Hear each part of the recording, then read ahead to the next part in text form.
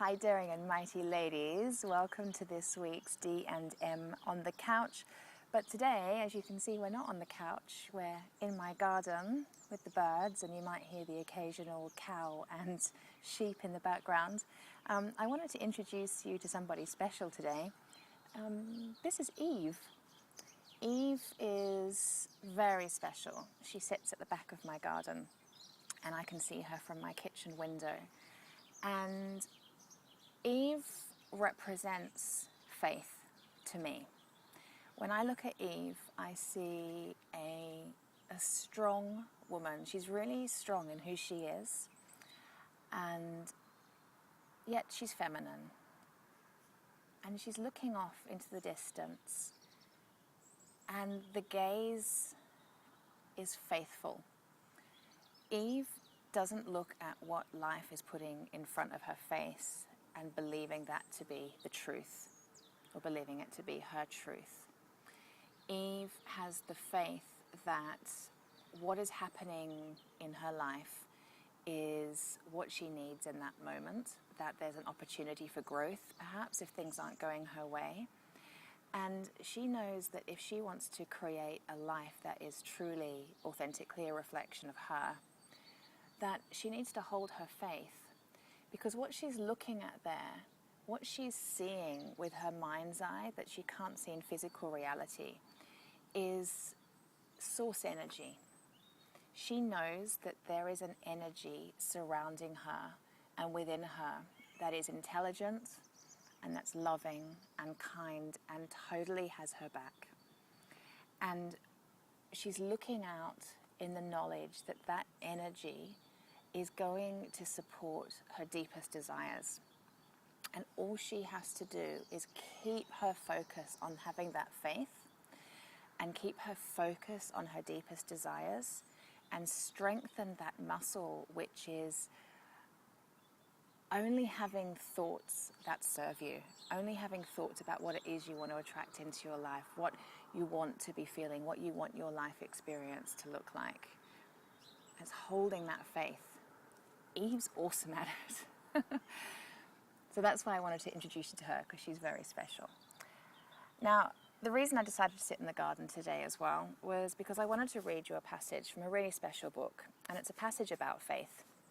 I'm reading Marianne Williamson's book called The Law of Divine Compensation, and if you haven't read it, then I highly recommend you get yourself a copy. And it's like a meditation on love.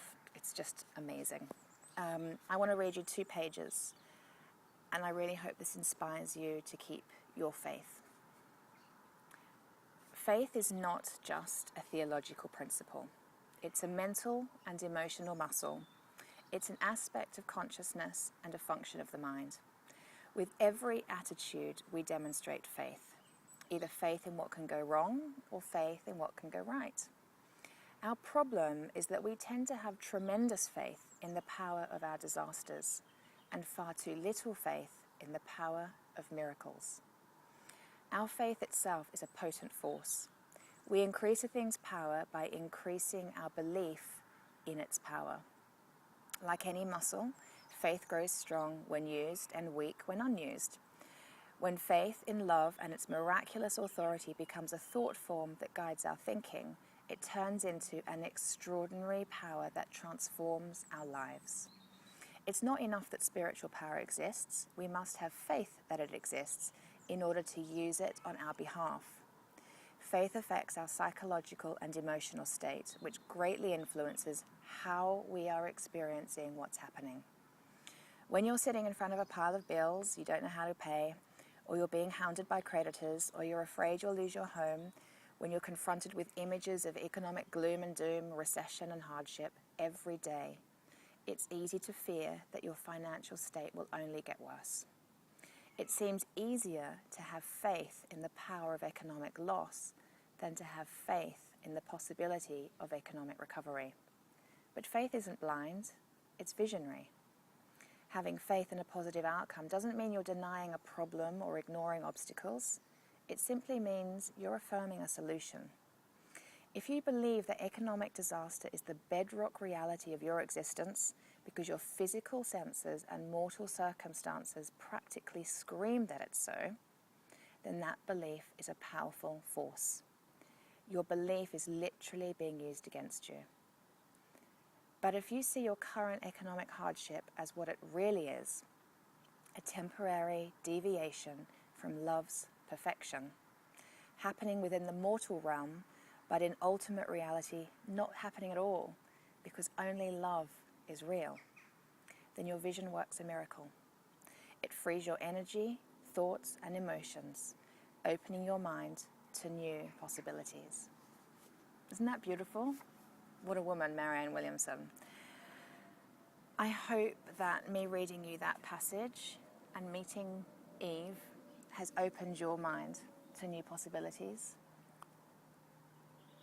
I hope that you're inspired to keep the faith today and really keep faith in your own vision. Forget what's happening in front of you. Take a moment and stop and have a think about what you really want instead, and hold that vision like your life depends on it. I'm holding your vision, I'm holding my vision, and Eve certainly helped me to hold my vision. Anyway, here's wishing you a very daring and mighty day, and if you like any of what was said in today's video, by all means leave a comment in the boxes below. I'd love to hear from you. Lots of love, bye.